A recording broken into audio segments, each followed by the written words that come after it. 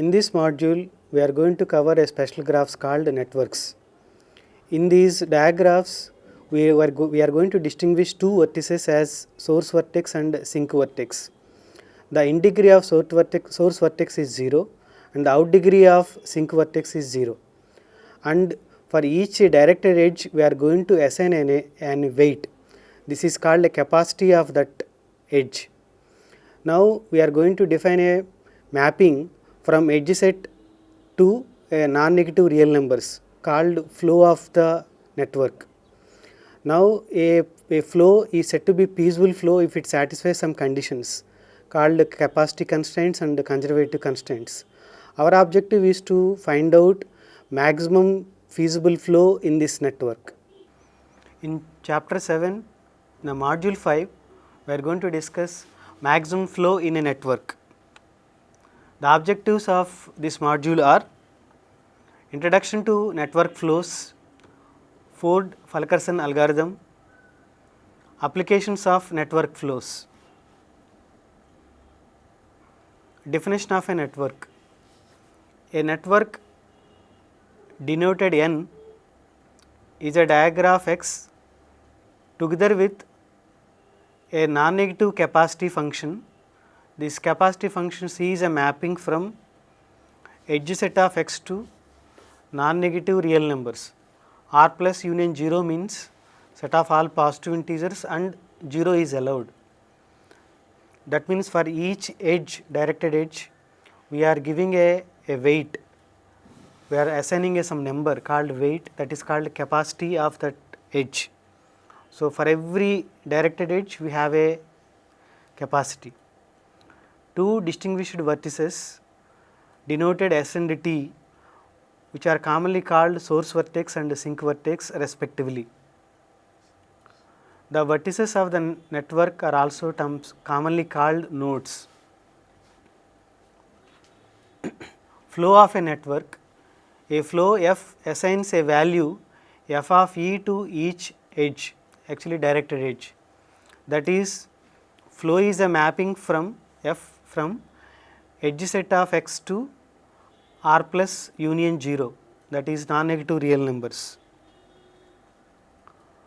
Let N be a network with its associated diagram X. Also let F is a mapping from edge set of X to R plus union 0 be a flow. Then we write F out of V is the total flow on the edges leaving V. F in of V is for the total flow on the edges entering V. In particular, F in and F out are also functions from, these are functions from vertex set to non-negative real numbers. So F is a mapping from edge set to non-negative real numbers, but F in and F out are functions from vertex set to non-negative real numbers. So for a given functions, we are creating a new functions from edge set to non-negative real numbers to vertex set to non-negative real numbers. We assume that F in of S is equal to F out of T is equal to 0. A flow is said to be feasible flow if it satisfies the capacity constraint, that is 0 is less than or equal to F of E is less than or equal to C of E for each edge E of X, and conservative constraints, that is F out of V is equal to F in of V for each node excluding the source and sink node. The value of the flow is denoted val of F is a net flow, that is F in of T minus F out of T, which is equal to F in of T into the sink, or it can also defined as net flow, that is F out of S minus F in of S, that is equal to F out of S, out of the source. A maximum flow is a feasible flow of maximum value. A zero flow assigns flow 0 to each edge and it is feasible. we are going to illustrate all these things with an example. Consider the following network. In the first graph, what we saw is it is a network with 4 vertices S, U, V, T. S is a source vertex and T is a sink vertex. The in degree of S is 0 and out degree of T is 0, and all edges are given some capacities. For example, the edge from S to U has a capacity 20, the edge from U to T has capacity 10, the edge from U to V has capacity 30, edge from S to V has a capacity 10, and edge from V to T has a capacity 20 again. So, this is a network flow. Now, we are going to give a flow to it. So, 0 flow first we are assigning, then its 0 flow is denoted as S to U, we are given flow as 0, flows are denoted in the brackets. Again from U to T, everywhere we given a 0 flow. Now, the following network is not a feasible flow. The third example or third diagram shows that for the vertex U, if you see that the inflow to U is 1, whereas outflow to U is 2. U to T, the flow value is 1, and U to V also flow value is 1. So, F in of U is 1, F out of U is equal to 2. So, it is not a feasible flow. Similarly, in the fourth example or fourth diagram, whereas the following network is feasible flow, but not a maximal flow. Why it is not a maximal flow? The flow going out of S is 8 and going towards T is also 8, but we can give more flow than this diagram shows. Suppose we are given the network X and the capacity constraints on the different edges of X, as you can see in the above figure, then natural goal is to arrange the traffic so as to make most efficient use of available capacities. Suppose we start with a 0 flow, that is f of E equal to 0 for all E of the edges. Clearly, this flow respects the capacity and conservation conditions, that is, it is a feasible flow.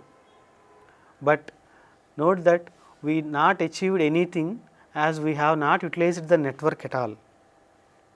So, we are trying to increase the value of the 0 flow F by pushing the flow along the path from S to T up to the limits imposed by the edge capacities. So, we can choose the path consisting of edges SU, VU and VT and increase the flow on the edges to 20 and leave f of E equal to 0 for other 2 edges. We illustrate this in the following network diagram.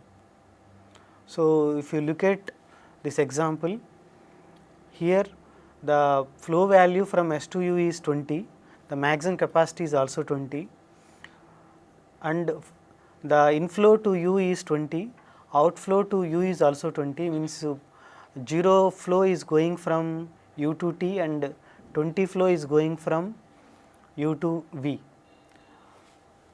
and total flow now to reaching T is again 20. So, but note that the flow value is which is equal to 20 at this stage is not the maximum. The maximum flow value can be achieved by the following network.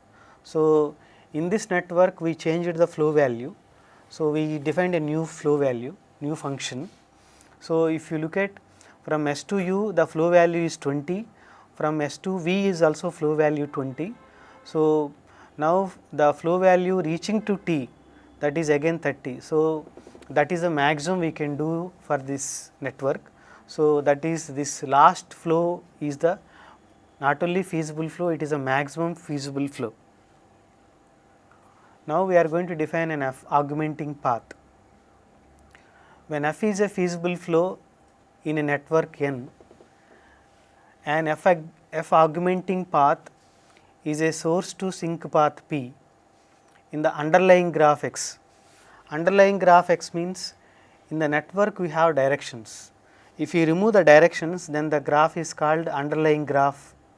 So, N is a network and underlying graph is X. The X does not have the directions, such that for each edge E belongs to E of P, if P follows E in the forward direction, then F of E is less than C of E. So, that means we are putting condition, then only it is called an F augmenting path. If P follows E in the backward direction, then F of E should be greater than 0. So, if you have an augmenting path like this, then we will define or we will take epsilon of E equal to C of E minus F of E when E is forward on P, epsilon of E is equal to F of E when E is backward on P. Then the tolerance of P is the tolerance of P, that is path P, is defined to be equal to minimum of E belongs to E of P, that is on the edges of path P, epsilon of E. This is called the tolerance of the path P. So, now this lemma going to give us important result. If P is an augmenting path with a tolerance Z, then changing flow by plus Z on the edges that are forwarded on P and by minus Z on the edges that are backwarded on P produces a feasible flow F dash with a value of F dash is equal to F plus Z. So, this following example illustrates the same. So, here we have a flow and the flow value is just 1. Now, we can by defining F augmenting path, if you look at here, we changed the flow value from V to X from 1 to 0 and some places like for example S to X we changed the flow value 1. So, 1 it is better an exercise to check what is the F augmenting path and what are the changes we done. Now, if you look at the second graph now, for the F dash flow is F dash. Now, the flow value is equal to 2. So, the total value F out of S is 2 as well as F in of T is also 2. So, that is a maximum which we can achieve. So, by using augmenting path we can define a new flow that is F dash and we can get the maximum flow. Now, we are going to define an ST cut. In a network, a source sink cut or simply ST cut denoted by ST consists of edges from the source set S to sink set T, where S and T are partitions of all the nodes, that is S union T is all the vertices and S intersection T is empty, and the main condition is this: the source vertex small s belongs to capital S and the sink vertex T belongs to capital T. The capacity of the cut written C of ST is the total capacities on the edges ST, that is C of ST is defined as summation E out of S C of E.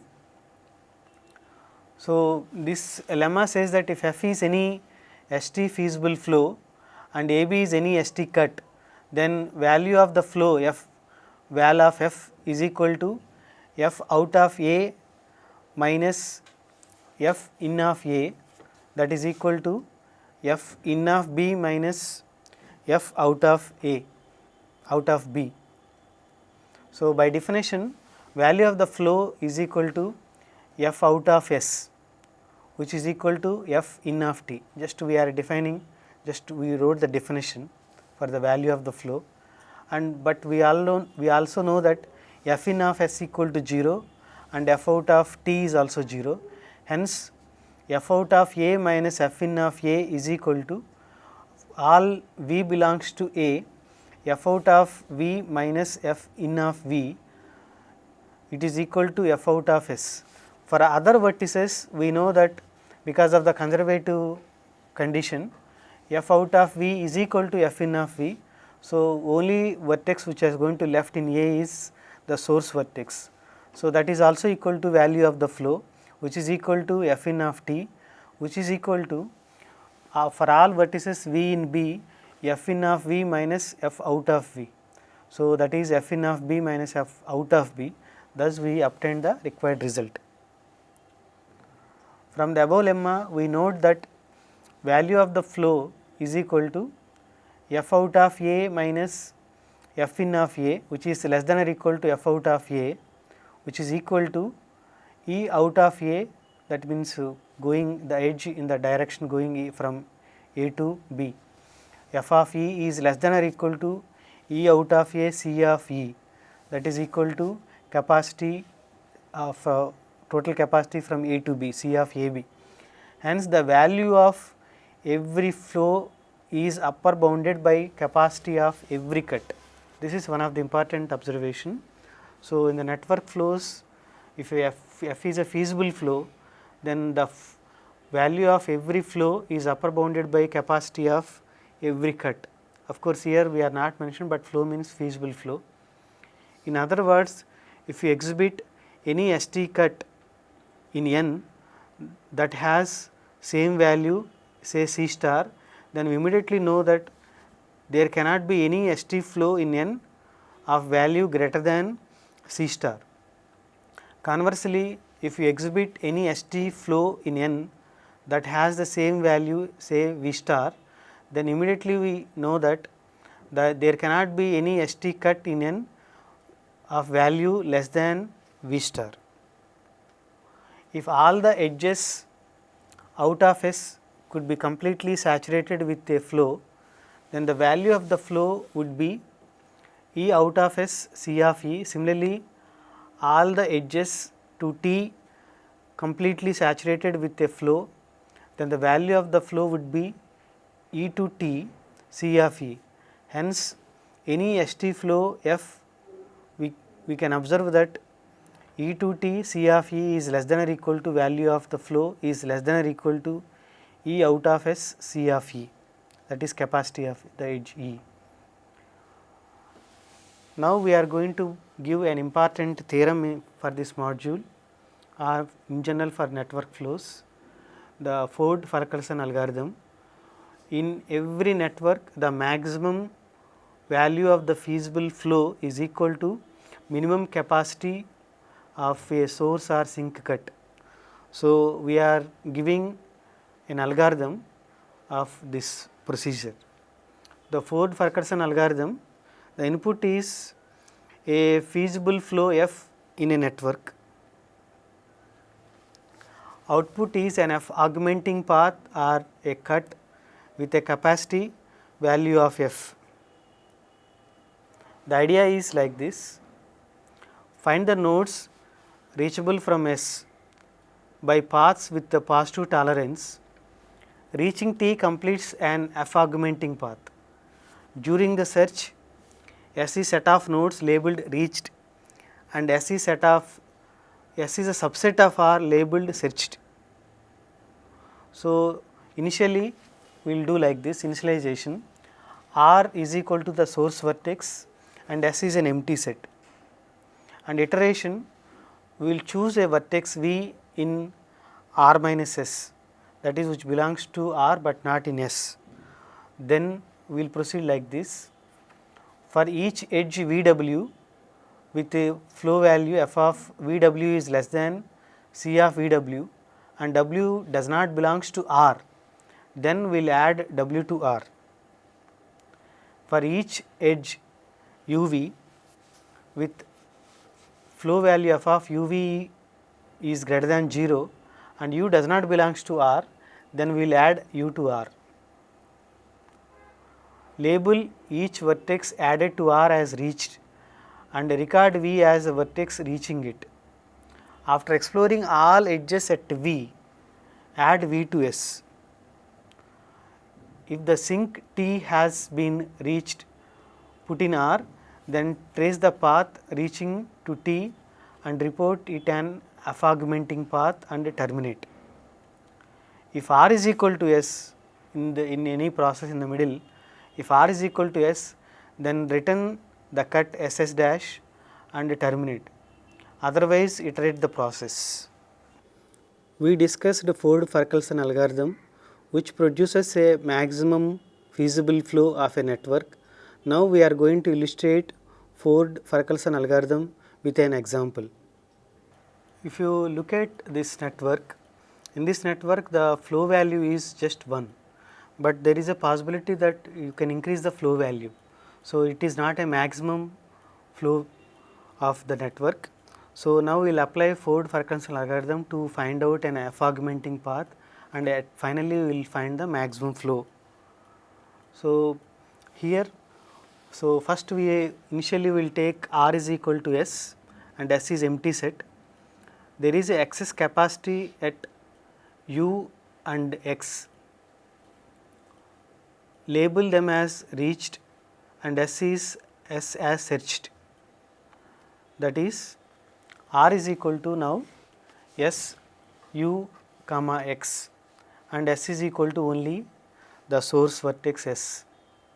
There is no excess capacity on the edge UV or the edge XY.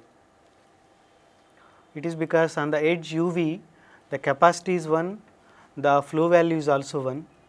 On the edge XY also the capacity is 1 and flow value is 1. So, there is no excess capacity on the edge UV or XY. So, searching from U reaches nothing, also searching from X does not reach Y. However, there is a non-zero flow on the edge V comma X. Thus, we label V as reached and hence R is equal to S U X and V and S equal to small s U and X. They are already searched those all the possible edges from U and X.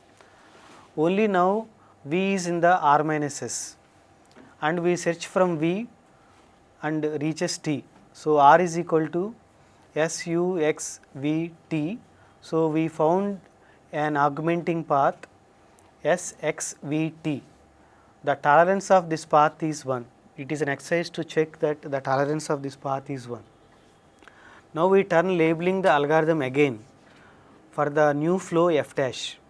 We have excess capacity on S x and S u, but from U and X we can label no others. So, we terminate with R is equal to S is equal to S comma U comma X. So, here we have R is equal to S occurred. The capacity of the resulting cut S s dash is 2, which is the equal to the flow value F dash and which proves that F dash is a maximum flow. Now, a theorem: suppose all capacities in the flow network N are integers, then the Ford-Farquharson algorithm terminates in at most C iterations, where C is equal to the edges C out of S, C of E. The proof is very simple. Due to capacity constraints on the edges leaving S, no flow in X can have the value greater than C. The value of the flow is maintained by Ford-Farquharson algorithm increases in each iteration. So, it increases at least 1 in each iteration. So, at most of C steps will get a maximum flow value. So, that is why this proof is simple. Now, integrality theorem. Integrality theorem says that if all the capacities in a network are integers, then there is a maximum flow assigning integral flow to each edge. Furthermore, some maximum flow can be partitioned into flows of unit value along the paths from source to sink. So, this is also important. Some maximum flow value can be partitioned into flows of unit value along the paths from source to sink. Now, we will see few applications of maximum flow and minicut theorem. So, one of them is bipartite matching, other one is data mining, project selection, airline scheduling, baseball elimination, image segmentation, network connectivity, open pit mining, network reliability, distributed computing and many other.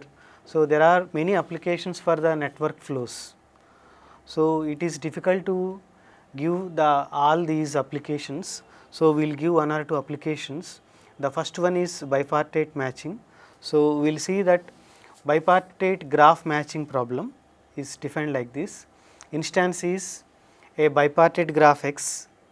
The solution what we need to find out is a matching of largest size in X. So we are going to convert the given bipartite graph into a network like this. Means we are going to add two vertices S and T and edges from S to all the vertices x1, x2 and so on x5, and edges from y1, y2 and so on y5 to T. So in this way we are converting, and also we will put directed edges from x5 to y5. Earlier these are just edges, now we converted all of them into directed edges. So clearly the in degree and out degree of each vertex in for x1, x2, x5 are going to be same. Beginning with the bipartite graph X, V of x equal to A union B, in an instance of the bipartite matching problem, we constructed a flow network X dash.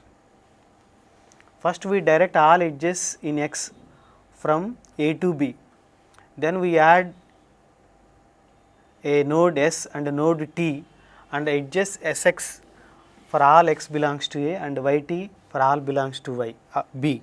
One can refer the previous slide to understand again this. Finally, we give each edge in x dash a capacity 1. So we can compute maximum ST flow in this network x dash. We will discover that the value of the maximum flow is equal to the size of maximum matching in x. Moreover, one can use flow itself to recover the matching. The Ford-Farquharson algorithm can be used to find maximum matching in a bipartite graph in order of mn time, where n comma m are the number of vertices and edges respectively. So this is a very nice application to maximum matching can be found in a polynomial time or very simple time. So now we will illustrate matching implies flow. If there is a matching with k edges in x, there is an ST flow of value k in x dash. So that we will show. Suppose there is a matching in x with consisting of k edges. With appropriate relabeling, we will assume that those edges are x1, y1, x2, y2 and so on xk, yk. Then consider the flow f that sends one unit along each of the path from S, xi, yi, t, that is f of e equal to 1 for each edge on these paths. If f is ST flow with value k, now flow implies matching. If there is an integer valued flow f in x dash with a value k, there is a matching m in x with k edges. There is an integer valued flow f of value k, flow along any edge is either 0 or 1. Let m be set of all edges not incident on x or t with a flow value equal to 1. We claim that m contains k edges. Consider the cut ST with S equal to capital S equal to small s union A. Each node in A respectively B is a tail respectively head of at most one edge in M. Proof follows from conservative flow. So conclusion, the size of maximum matching in X is equal to the value of the maximum flow in X dash. The edges in this matching are those that carry flow from A to B in X dash. Now we will see another application of network flows, that is disjoint path problem. Disjoint path problem says that given a diagram x equal to v comma e and two nodes S and T, find the maximum number of edge disjoint HC paths. Two paths are edge disjoint if they have no edge in common. So first, this is a definition of edge disjoint paths. Maximum formulation for this is assign unit capacity to every edge. So the theorem says that maximum number of edge disjoint ST paths equal to maximum flow value. Suppose there are k edge disjoint paths P1, P2 and so on Pk. Set f of e equal to 1 if e participates in some path Pi, else f of e equal to 0. Since paths are edge disjoint, f is a flow value of the, so f is a flow of value k, since there are k paths are there, and because of the feasible flow we are going to get f, the flow value of f is k. For the converse part, assign unit capacity to every edge. Suppose maximum flow value is k, then from integrality theorem which we stated earlier, there exists 0 1 flow f of value k. Consider the edge SU with f of SU equal to 1. By conservation, there exists an edge UV with f of UV equal to 1. So, continue till reach T, always choose a new edge, produces k, of course not necessarily simple edge disjoint paths. So, one can eliminate the cycles to get a simple path if desired. We observed various applications of network flows, but we discussed only two applications. One is bipartite matching problem, other one is disjoint path problem. With this we end this module as well as this chapter 7.